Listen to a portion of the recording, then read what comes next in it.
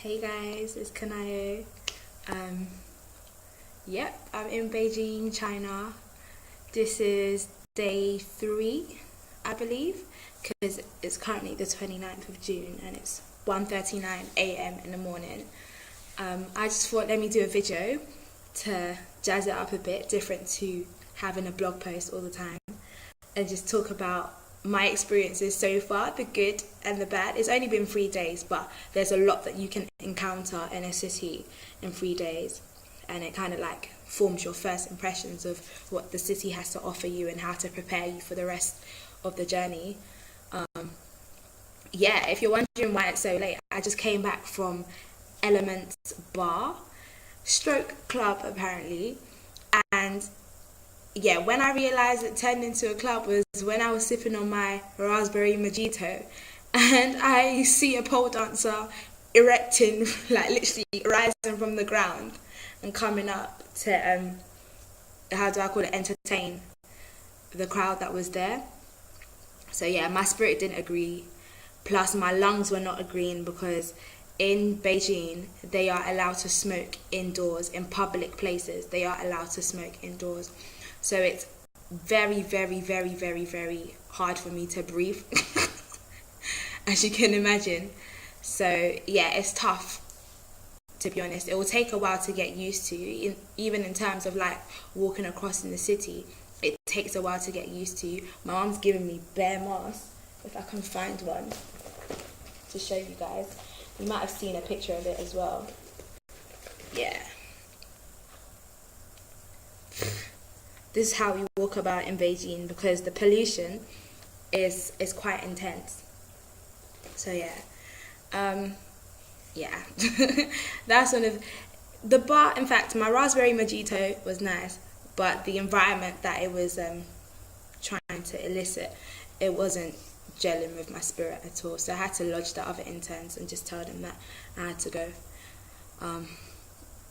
Other than that, China's amazing because it's a very big cultural like bang in your face. You have to fully immerse yourself in the culture in order to, let's say, make the most out of it. Now for me, it's only been 3 days, but I realized that, okay, I need to make sure that I'm brushing up on the basic Mandarin, like ni hao, ni hao ma, wo hen hao, all of that stuff. I need to start brushing up on it because the people in general, unless you're going into the central business district, very few speak English, and it's hard to get from A to B when you haven't been in the city at all and using like a complicated subway map to try and get yourself around.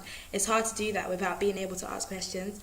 So yeah, I've realized if anyone wants to go to China, just brush up on the basic Mandarin, the greetings, numbers and all that stuff, and know how to say water if you're going in the summer because it is hot.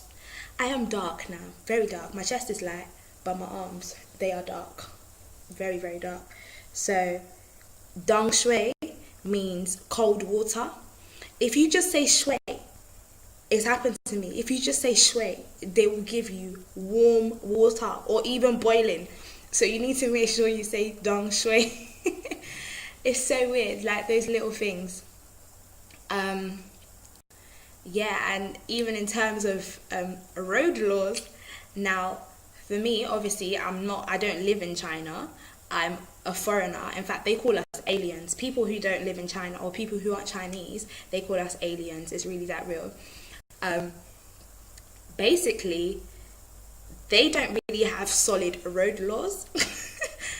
Or like the majority of the drivers don't adhere to the road laws. Like, red means stop.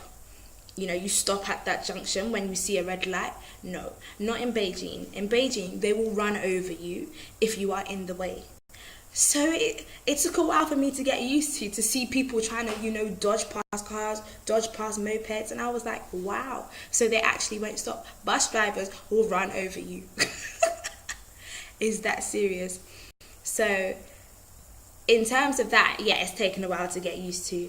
It makes Nigeria's road laws seem very, very civilized and very angelic.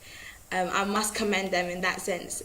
Beijing, they have a lot to catch up in that sense. But in general, it is lovely. It is an experience. I'm looking to actually see more of the city this weekend before I start work on Monday. So I'm hoping to go into the Forbidden City, and on Sunday probably go into the water park, because from the Beijing Olympics, I think it was in 2008 or 2009, whichever, there was the water cube. Well, they've turned that into a water park with loads of cool slides. So hopefully I'll be able to go on some of them. What else? There's so much that I wanted to say to you guys. So much.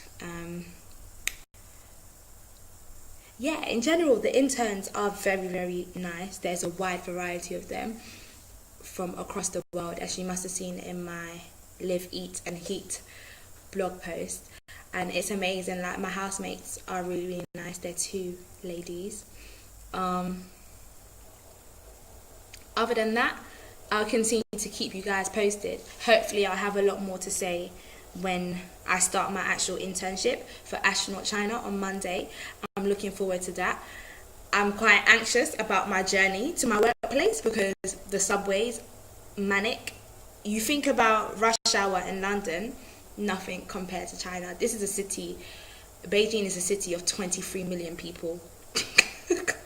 And everyone's trying to get to work. So yeah, it's going to be interesting. It's going to be an experience, but I'm loving it so far, apart from the slight hiccups. So yeah, as it's really late, I'm going to be off now. You guys take care and God bless you.